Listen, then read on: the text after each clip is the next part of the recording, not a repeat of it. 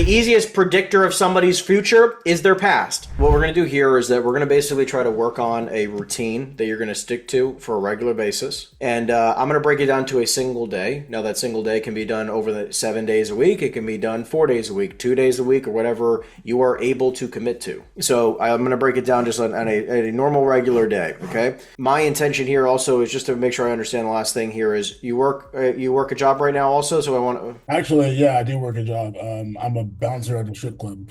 I work 3 nights a week, like $5,000 a month, literally just doing that easy job. So as far as my days go, my schedule is... So like what hours like for earliest you can actually be productive? I was saying next 9 in the morning. 9 a.m. Okay, great. Wonderful. All right, so let's just start from our schedule at the top is 9 a.m. Okay, so 9 a.m. we start. Open for business. Okay.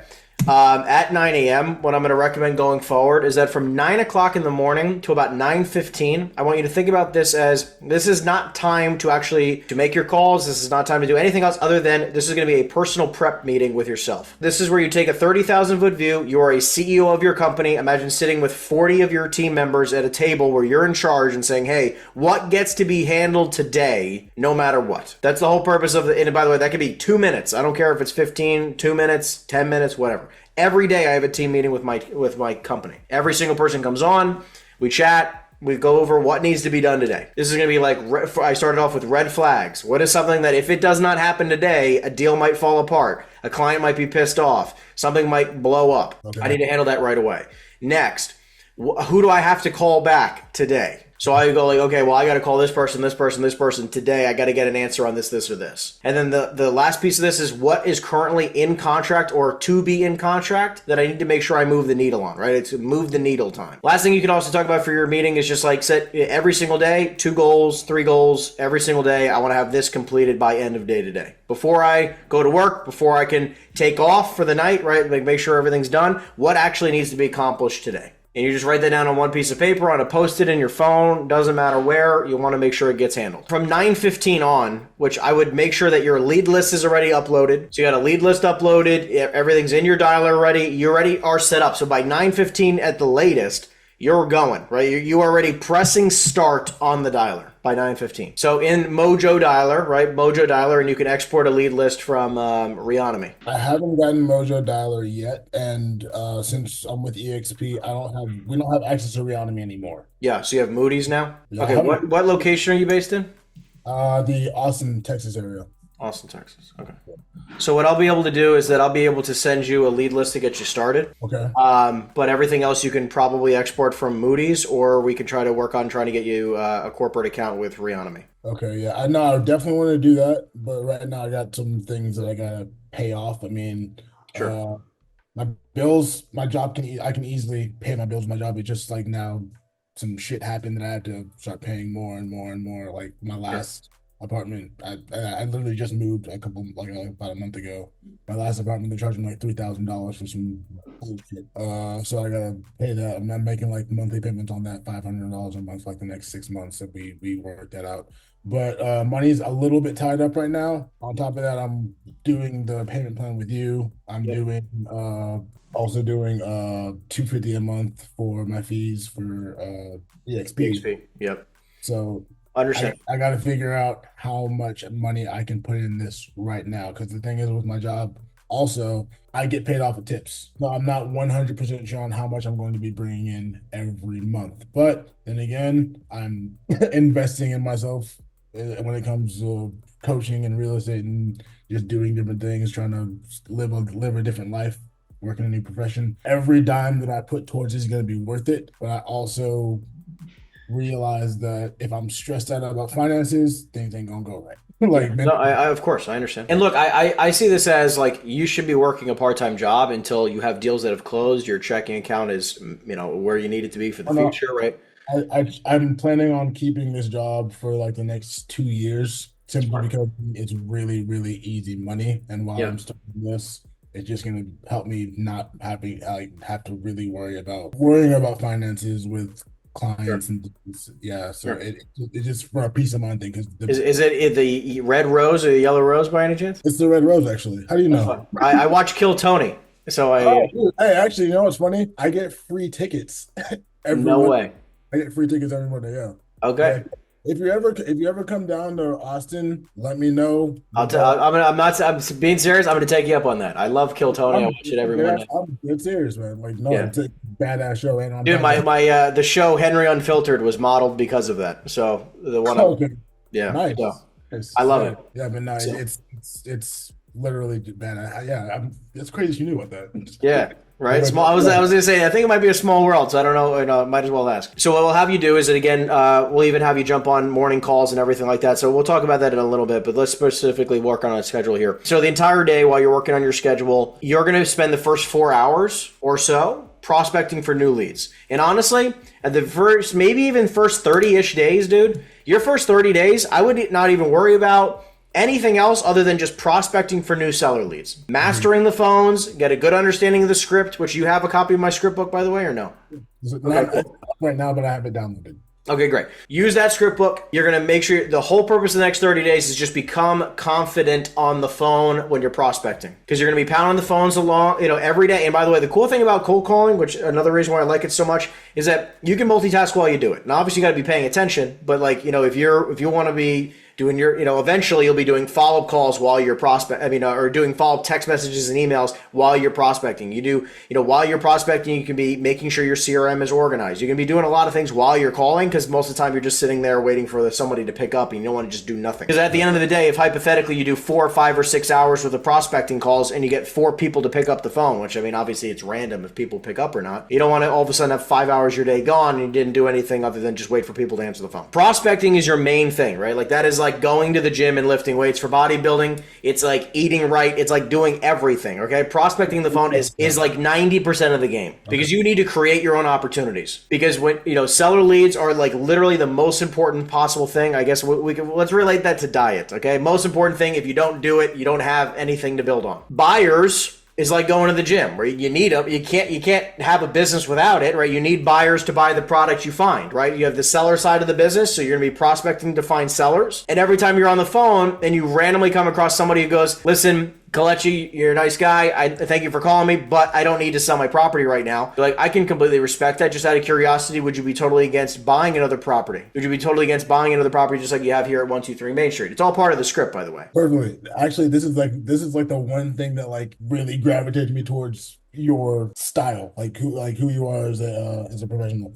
So I like that. I like that completely. Like flipping the script, going from seller to buy. I love that, and that's something I always wanted to use. Even before I even wanted to really like invest in coaching, I was like, if I'm going to learn anything from that guy, from this video that I'm watching from this guy, it's going to be that. Yeah, so doing it in real time, right? When someone says, "I'm not interested in selling," it's realizing, hey, immediately being able to pivot. Because realizing every person you speak to can become something, right? It might not be right now, but it can become something. That's one side of this, okay? So while you're prospecting, you're doing, I would say, minimum 4 hours a day, right? Our philosophy as a team is always 2 leads a day, 1 offer a day. I'm going to explain what that all means. Now, 2 leads is pretty self-explanatory. 2 sellers who have some interest in selling their property. Keep in mind that it's prospecting in this business is you do it until something happens. It's I look at it as 4 hours is like a minimum baseline, but if you dial for hypothetically 6 hours and you generate 0 leads, how productive were you? I mean, if you prospect for 6 hours, I mean, it's better than not doing. I can respect that it's better than not making calls, but the point of it is, it's like, again, you're at the gym and you didn't lift any weights today. So it's like, it didn't do you any good. Right? So the point is you still might have to be on that phone for now 8 hours that day. It just is what it is. So I say that's why prospecting is an until it happens type of thing, right? Yeah, you need a lead every day. You need 2 leads a day, ideally, every day. Monday through Friday, whenever you're prospecting. I don't care if it's 7 days a week, 4 days a week, whatever you're doing it, right? Whatever you're committed to doing, the goal is 2 leads a day every day. And these are individuals who, again, are not like, hey, I want $20 million for a $4 million property, or people who are out of their freaking minds, but you want people who are saying, listen, I'm open to selling my property, make me an offer, or, hey, I'm open to selling my property, I want $2 million for my property that maybe is worth $2 million. You want 2 seller lead opportunities a day. Obviously getting more, spectacular, but at a minimum you want 2. The entire rest of your day. So the first half of your day is prospecting for seller opportunities. And like I said, and just mentioned before, like we were just talking about, there are going to be people who say I don't want to sell, but I am open to buying.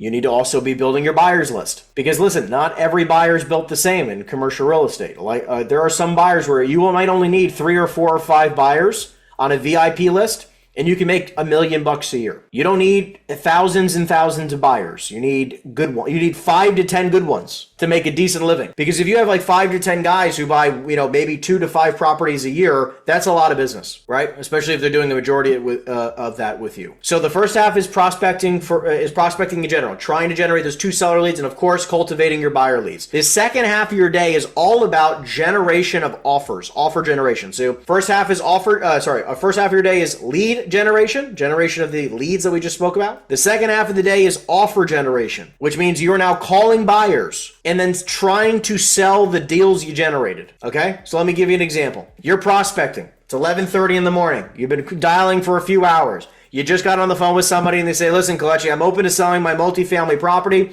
I want to sell my 20-unit apartment building. I'm open to selling it. It's not in downtown Austin because they're going to want a fortune. Let's just say it's in the suburb, the outskirts suburbs of Austin. It's a 20-unit building. They're willing to sell it for a fair and reasonable price. Let's say they want maybe $3.5–4 million. And then you say, okay, sounds good. You ask them all the questions from the script. You get the amount of, the unit mix, right? 2 bedrooms, 1 bedroom studios. You get a rough estimate on the rent roll, which is how much money does that property make. You get a rough idea of if they've done any renovations the last little bit. So you have some notes on this property. There's your lead. You got the 1 lead. Now that's part of your prospect, your lead generation from the first part of the day. Now the second part of the day is going to look like this. You now have this lead. Now we'll talk about it considering, obviously we'll work together at a higher capacity with the team. So I'll be able to work this deal with you specifically. But 30,000 foot view, even if you weren't on the team, I want you to think about it like this. The whole purpose now is to sell the deal you just generated. So the second half of the day is offer generation, talking to a buyer or enough buyers, same exact thing like prospecting. It's speaking to enough people until something happens. It's calling enough buyers who have previously bought properties in that local marketplace similar to the one you just created. Because the easiest predictor of somebody's future is their past. If they've bought a lot of multifamilies in the past, they'll probably buy another. So I want to go speak to a bunch of guys who've bought multifamily in the past in that area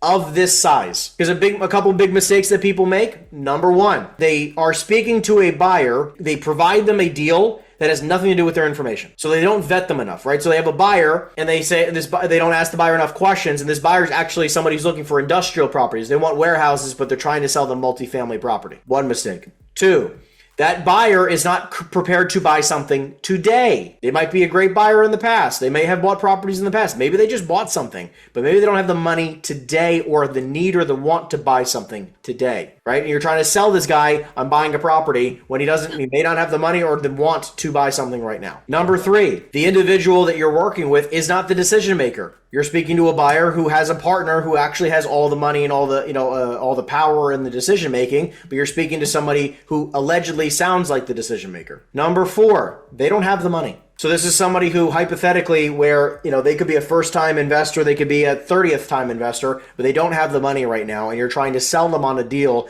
And what happens is by making some of these mistakes, you're trying to sell a deal to somebody who can't actually buy the property. So they're going to constantly give you the feedback saying what about the property? It's too high. Exactly. Yeah. When in reality, it might be priced perfectly. Okay.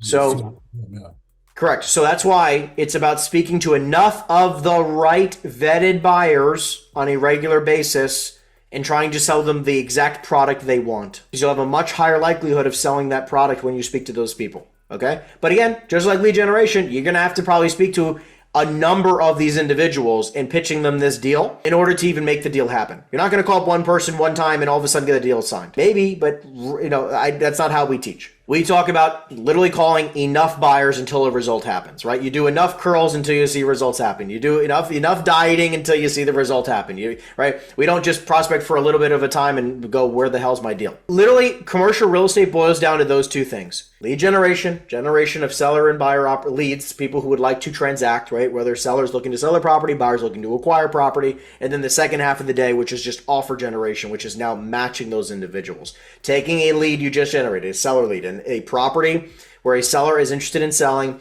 all the notes and details, calling up a buyer and pitching them that deal and trying to get an offer from that buyer on paper so that you can present it to the seller. That's the two sides of this coin. That's why I'm saying commercial real estate is very simplistic, but that's the way this business works. The good thing that I'm hearing is because I was always trying to figure out, like, I always thought that we look for them. If you're working as a buyer agent, like if you're working on the buyer side, I always thought you find the buyer first, figure out what like they want as far as like how they underwrite the deals, like what metrics they're looking for. Then you go out and find the seller. Doing it the other way, your way, actually seems to make more sense. Find the product that's available first, and then find people who are willing to buy that product.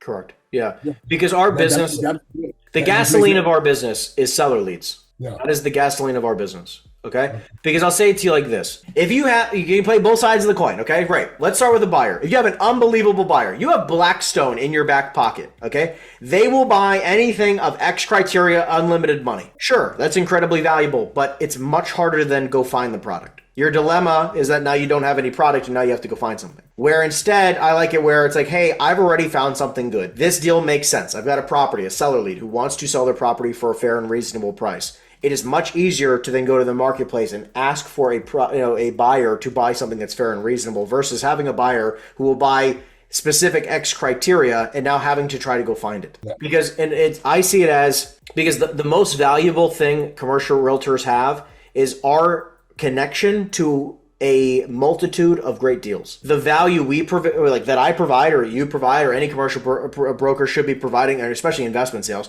that we provide to the marketplace is the source of good deals. We make investors a lot of money. Our source, right, the value we provide to the marketplace is the sourcing of those good deals, so that because that's why we get paid the big dollars to do that, right? The reason why they'll pay us, 5 and 6% commission all day long is because if a deal makes them $1 million, they'll pay us $100,000. Just like in the residential world, if you found a deal that would make somebody $100,000, they'll pay you $10,000. That's the high level overview of this business, right? So you spend from 9 o'clock to 9:15 roughly. Obviously that might change with the team structure, which I'll keep you posted on once everything's moving along with that. 9:15 or so till I'd say at least 12 or 1, right? 4 hours. So 1 o'clock in the afternoon, you're just prospecting for new opportunities. You're generating new opportunities. You're taking the notes on the leads. You put them into the CRM system that we have. Then the second half of your day, again, now you're taking throughout the day, let's say regular on average throughout the week. Let's say you generate 1 seller lead, 1 buyer lead on average per day. Okay. That means after 30 days of prospecting, okay, not a month, but roughly 30 days total,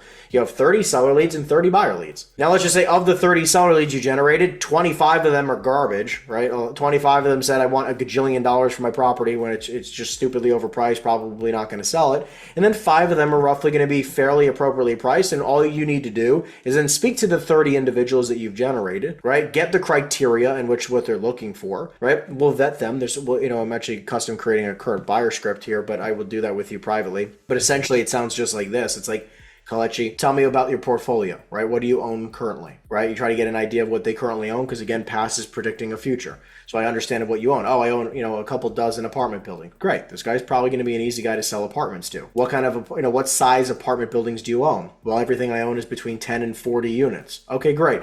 That means I'm not going to bring this guy a 2-family, and I'm not going to bring this guy a 200-unit apartment building. I'm going to bring him something between 10 and 40 units. Now, if again I speak to an investor and they say, hey, what do you own? Well, I own a bunch of stuff. I own some retail. I own some industrial buildings. I own some multifamily. I own a bunch of stuff. Okay, great. What would you be looking for right now? If I can bring you anything right now, what would you be specifically looking for? I was like, well, right now I've been buying a lot of warehouses. Fantastic. I'm not going to bring this guy a retail building, even though he might own one. I want to know exactly what he wants. Okay, so if I brought you a warehouse, what kind of square footage, what location, what price, what price range, right? Are you looking for? All right, do you want it vacant? Do you want it occupied? What kind of returns do you look for when you're buying a deal? I want to ask all these vetting questions because I want to get the clearest idea possible so that I can create this silver platter for myself that all I have to do is present it, right? I got to go find it and present it. So then that's what the second half of your day looks like. Right now you're just going through, and every time you're speaking to a buyer, get as much criteria as possible. And you're going to slowly try to find every single marketplace, Austin, even the bunch of local markets there are going to have somewhere between 3 and 10 very active buyers right now. in that marketplace. The most active people, and you're going to want to get to know all of them. I'm not saying that all of them are going to become your best friend, but I hope that at least one or two or three of them, of the dozen or so in that marketplace, eventually you become close friends with them. These are the people that I hang out with. These are the people that I want to go shoot guns with here in Florida, right? These are the people that I want to go, spend time with, go to dinners, and meet their families, right? Like spend time with on holidays. Those are the people I want to spend time with. Gotcha. Network is your network. Yeah. Exactly. Yeah. Right? But it's specifically those people who are transacting in the marketplace right now. And then again, now it's back to step one again. Go find the seller leads. And for right now, look, education and expertise, like are learning like the languaging of commercial real estate is going to be a lot of what we spend time on over the next 90 days, 6 months. Because you're going to be pounding the phones, trying to generate some seller opportunities, and you're going to be speaking to a lot of buyers, and the art of doing it is going to teach you the level of expertise and education you need about like the languaging side of things. That was one thing that I was really worried about, like before I even thought of one thing I wanted to worry about before prospecting was sounding like I knew what I was talking about over the phone. Again, I don't really believe in fake it till you make it. I don't. I feel like people that you talk to who have been in this game for years and years and years, they can tell when you're bullshitting. They can tell. So I really want to sound like I know what I'm talking about. I don't just want to sound like it. I want to know what I'm talking about. So that's why I went through 2 months of just reading books, trying to figure things out about this commercial space.